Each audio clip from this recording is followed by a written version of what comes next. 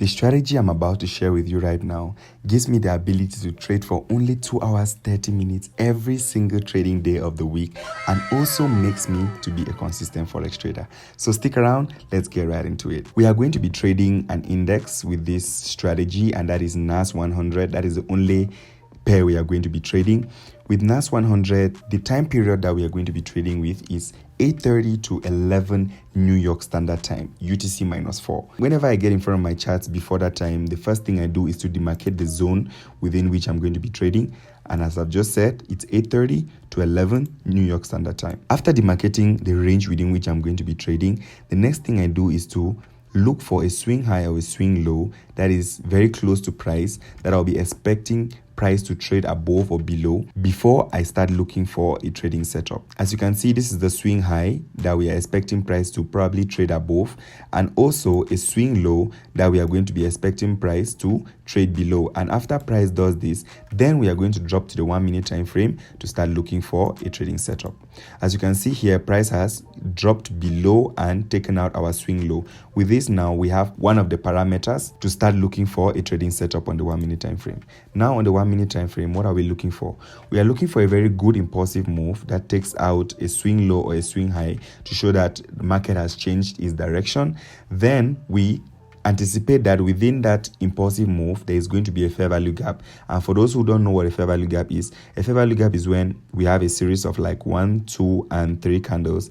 And in this 1, 2, and 3 candles, you see the low of this candle does not meet the high of the third candle, thus forming a gap within these 2 candles, and that is what we call a fair value gap. That is what I'm going to be looking for and anticipating for price to come back to it. Then I'm going to take a trade in the fair value gap if it meets up all my rules, which I'm going to be sharing with you as we go and search for this fair value gap.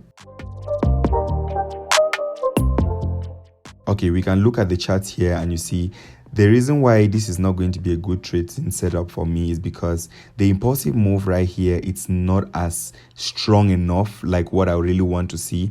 Then another thing is, whenever an impulsive move happens, I want to see that for the series of 3 candles, I want candle 2 and candle 3. That is, if it's for a bullish setup, I want both of them to be bullish. And if it's for a bearish setup, I want both of them to be bearish when they form a fair value gap.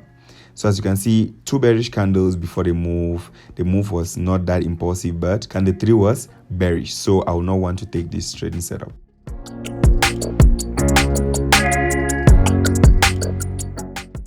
Now, another thing, you can see here as well, we had some kind of a good bearish momentum that took out just this very insignificant low here.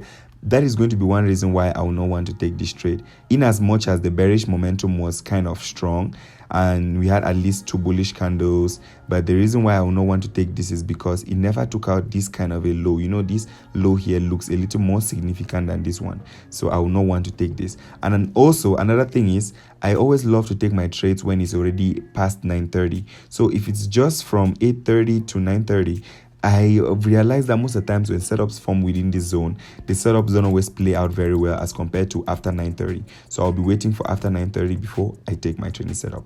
Now you can see here, you can say maybe this is a very good bullish impulsive move, and as you can see, if we took this one, we should have been stopped out. But the reason why I will not take this is because there was no 2 bearish candles before this bullish move, and also you can see candle 3 of this fair value gap here was not bullish as well. So that is not going to be a trading setup. You can see very violent movements, but no fair value gap formed within these violent movements. And also there was no good setup. They did not follow our rules. Looking at this, you can see first issue with this setup is no 2 bearish candles before the good impulsive move. And also candle 2 and 3 are not the same. You can see candle 2 is bullish, but candle 3 is bearish. So I will not want to take this trading setup.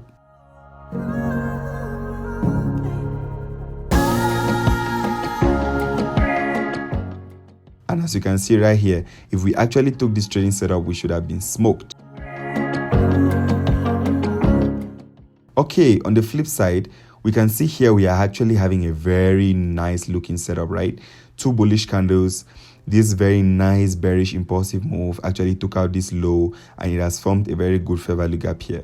Now, the third candle has actually gone very far away from the low of the second candle. Now I will expect that this other candle to come and close this so that there is no fair value gap here, or if there is a fair value gap formed here, then that fair value gap should have the third candle be bearish as well for me to actually now want to place my trade.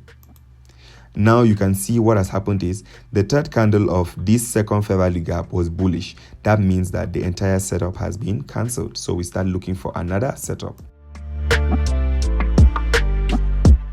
Oh, and as you can see, if we actually took this setup, you can see we should have been tagged in somewhere here. That is if we were looking at the 50%, and now it has already gone below this low, so we should have been breaking even, but that is not a setup we would have taken.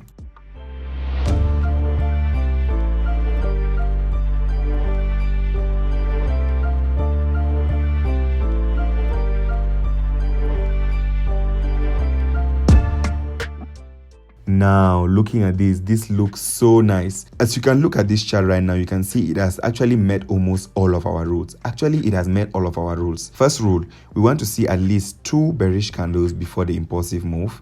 Also, we want to see that the impulsive move takes out a high. You can see this high was taken out, this other high here was actually taken out. It's not the prettiest of setups because, as you can see, there were a series of bullish candles before the impulsive move. But one thing is that the bullish candles that were formed here did not form any fair value gap.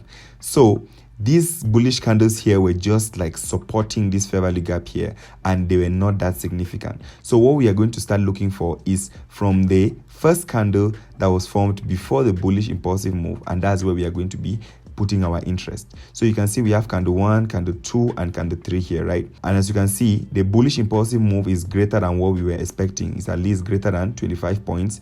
And as you can see, the third candle as well of the fair value gap is the same as the second candle, so it's bullish. With that, now the next thing we do is we draw our fib from the low to the high. This is a trade that I actually took, and I'm going to show you my execution. We draw it to the high, and now normally we are supposed to be taking our entry from the low of candle 3, but now the reason why I will not want to take it there is because if I take it here, you can see my risk is going to be so much, it's going to be so wide, and also my profit potential is not going to be high enough. So based on what I've been backtesting, I've been realizing that when price wants to come back into the zone, price comes at least to the 0.5 level of the fair value gap, then gets now to where we were expecting price to go to. We'll be placing our trade, as you can see, we are going to be placing our trade on the 0.5 level. Then our stop loss is going to be right here below the low.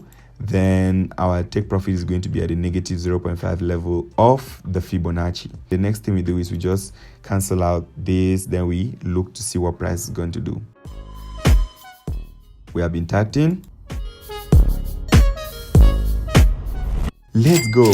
So this was a trade that I actually took myself, and you can see the execution that I did, and I hope that you have learned something from this. I hope maybe this is a strategy that you can take, you can go back test and see how it works for you. Now I have shown you a strategy that is proven to be consistent and profitable in the forex market, but then there are still some bad habits that you as a trader can have, which are going to be stopping you from meeting the goals or making profits as much as you want. So if you want to know that kind of a bad habit that you have, you can check out the video right now on the screen. Thanks for watching, and catch you guys in the next one.